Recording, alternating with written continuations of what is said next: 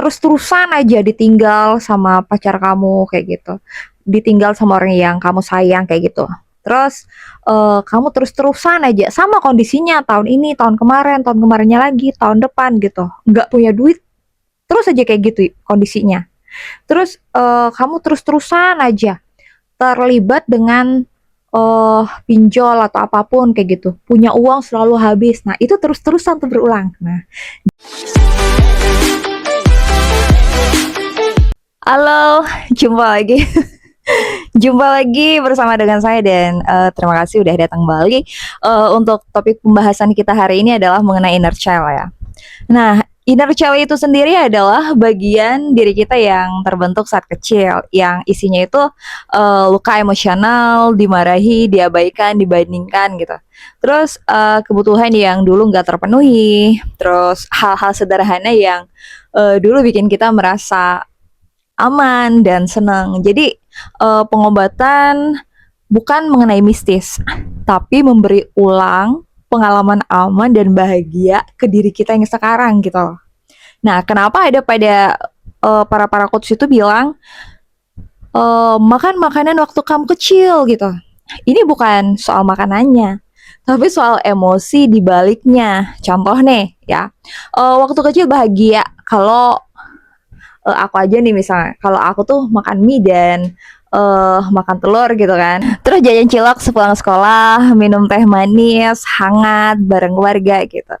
Nah, saat kamu makan itu sekarang, otak menangkap sinyal nih. Oh, aku aman gitu. Sistem saraf jadi lebih tenang, memori bahagia tuh diaktifkan ulang. Yang intinya adalah kamu sedang berkata ke dirimu yang kecil, sekarang aku mampu merawatmu. Bukan karena makanannya yang menyembuhkan, tapi rasa aman yang ikut muncul kayak gitu loh. Terus kalau ada yang bilang kan, kerjakan hal yang dulu yang kamu suka. Maksudnya apa? Nah, ini juga bukan sekedar hobi, tapi izin untuk merasa bebas tanpa takut dihakimi. Contoh ya, dulu suka nyanyi, tapi ingat nggak kalau kita dulu tuh ketika kita suka nyanyi tapi dibilang berisik, udah berhenti, jangan nyanyi gitu. Iya kan? Tiba-tiba kayak diem aja gitu. Terus suka gambar, tapi dibilang nggak berguna. Terus suka main hujan, tapi dimarahin, udah jangan mandi hujan nanti sakit gitu. Kita ngerasakan dulu kan. Nah, sekarang kamu melakukannya lagi yang artinya apa? Yaitu kamu memberi izin yang dulu tidak kamu dapat nih, ya. Kamu mematahkan pola aku harus selalu dewasa dan sempurna. Pesan ke inner child, kamu boleh menikmati hidup. Aku nggak akan memarahin kamu, gitu loh ya. Kenapa ini bisa menyembuhkan? Karena luka inner child itu bukan hilang karena dipahami, tapi karena dirasakan ulang dengan akhir yang berbeda. Dulu, kamu takut sendirian. Kamu sedih kalau diabaikan. Sekarang, kamu sedih. Kamu peluk diri sendiri. Kamu capek, kamu istirahat tanpa ada rasa bersalah gitu. Otakku belajar, oh sekarang aku aman. Nah, kayak gitu kira-kira pengertiannya. Contoh pengobatan inner child yang real dan sederhana.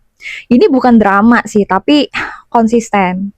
Yang pertama makan makanan kecil sambil sadar, aku lagi ngerawat kamu kayak gitu. Itu ngomong di dalam diri ya. Terus ngomong ke diri sendiri nih dengan nada lembut. Terus kita beli barang kecil yang dulu kamu pengen tapi nggak kebeli gitu loh ya, mungkin karena nggak ada duit atau karena nggak disuruh sama orang tua kayak gitu. Terus berhenti memaksa diri kuat terus, ayo aku bisa, aku pasti bisa, aku harus ini, aku harus ngelakuin ini, aku pasti bisa, ya kan. Kita harus berhenti memaksa diri kita kuat terus ya. Kalau kita capek istirahat guys, main, istirahat, kita terus ketawa tanpa alasan. Nah itu tuh. Nah ini ya, hal yang sering salah kaprah. Inner child itu sembuh dalam satu sesi. Enggak sayang. Inner child itu nggak bisa sembuh hanya dalam satu sesi. Terus untuk pengobatannya sendiri kita itu harus nangis kejar gitu. Atau harus ke masa lalu terus gitu. Harus mengingat masa lalu. Enggak kayak begitu. Pengobatannya yang benar adalah yang pertama pelan, terus yang kedua itu berulang, yang ketiga penuh welas asih ke diri sendiri. Nah, itu dia proses pengobatan mengenai inner child dan apa maksud dari inner child itu sendiri. Kenapa sih sekarang sedang ramai dibahas masalah mengenai inner child? Karena apa? Karena inner child itu bisa ngebuat pengulangan hal negatif terjadi terus di dalam hidup kita. Misalnya kayak gini nih, ya.